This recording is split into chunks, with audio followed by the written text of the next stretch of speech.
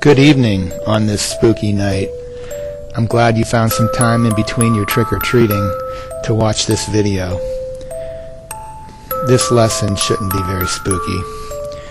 We're talking about polygons. We're going to define a polygon as a coplanar figure whose endpoints are connected by segments. So here's an example. Obviously this is a pentagon, but notice how each segment connects to the other segment at the endpoints of the segment. We're going to mostly deal with convex polygons. To be convex, each interior angle has to measure less than 180 degrees. You can see that each of these angles have a measure of less than 180, less than a straight angle. So what would a concave polygon look like? Concave is the opposite of convex. Well, here's an example. You have this side that juts inward, but more specifically, it has an interior angle, because the interior angles are, of course, on the inside of the figure. And these angles are all okay until you get to this angle here. This is the interior angle, and that, of course, is much more than 180 degrees, more than a straight angle. So that's what technically makes it a concave polygon, but we're going to be mostly dealing with convex polygons. We've, of course, done a lot of triangles with proving triangles congruent. We're going to start to move into a lot of quadrilateral work. And of course, a quadrilateral has four sides. It could be a square, could be a rectangle,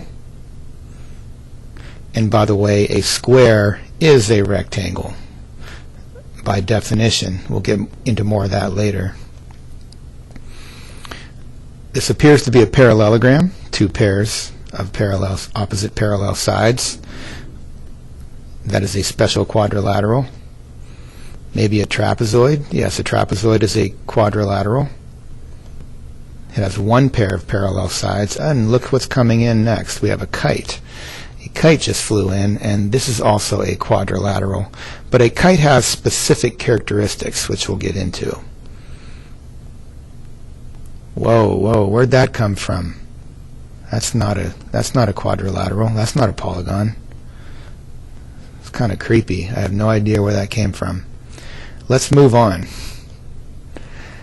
Diagonal. A segment that connects two non-consecutive sides of a polygon. And this is actually incorrect, so I'm not going to make a brand new video. So I'm just going to tell you that it connects two non-consecutive vertices of a polygon. So we're going to scratch that baby out and put vertices in there. Okay, so hopefully you're listening and not just watching this video. So here's an example. There is a diagonal. This connects this vertex to this vertex, and these are non-consecutive vertices. Now, if you connected consecutive vertices, all you would be doing would be retracing the side of the polygon, so you wouldn't really see it anyway. So this is going through the figure, connecting two non-consecutive vertices. There's another one, and you're going to be asked to do two different things. Sometimes we're concerned with how many diagonals are there in a polygon from one vertex, and this would be the answer to that question. If we're just dealing with one vertex, you could only draw to there, and you could draw a diagonal to this vertex, but that's the only two you could draw. The only two diagonals you could draw from one vertex. So there'd be two in this case. And notice how in a pentagon, two diagonals make three triangles. Now let's draw the rest. If you just wanted to know how many diagonals altogether can you draw, well, let's throw the rest of them in there. And notice we are now up to 5 diagonals in a pentagon. And this is not concerned with just from one vertex. Whoa! Ugh! I hate spiders. What's going on tonight? I don't know what's going on. I'm getting out of this PowerPoint right now. Okay, we're in Geometer Sketchpad. Here's a few things. This is what you're going to have to do tomorrow in class. We are going to examine quadrilaterals, and we are going to try to discover some of their properties. First, I'm going to show you how to construct a parallelogram. Now, we're going to construct it. We're not just going to draw it and hope it's a parallelogram. We're going to construct it and make it a parallelogram. Well, let's just first start with any segment, and we need to be parallel to this segment here. So again, the computer needs to know where should I draw the parallel line. So that's why I need a point. I'm going to place that point there. And so we're going to highlight the point and the segment, and now we should be able to construct a parallel line. So we're halfway there. Now, to be a parallelogram, the other two sides of the quadrilateral must also be parallel to each other. So this side here is not that important. I'm just going to go ahead and connect these 2 points, draw that. But this side has to be parallel to the highlighted side. Now, I already have the segment highlighted that we're to be parallel to, but the computer needs to know where should I draw it. Well, it makes sense to use this point because we have to go through that point anyway to make the parallelogram. So I'm going to highlight that point, segments highlighted, construct, parallel. There's your parallelogram. Now let's get rid of some of the excess. First, I'm just going to take the arrow. I don't need the point maker here. I can just take the arrow, and if I click on an intersection, it'll know to put a point at the intersection. All right? Now, before I hide or get rid of these excess lines, I have to first draw segments in here, because these two sides don't really have segments according to Sketchpad. So I'm going to take the segment maker and just connect from there to there, and from here to here. And now I'm going to click nothing, make sure nothing's highlighted. I'm going to highlight this excess line, and go to Display, Hide, and they disappear.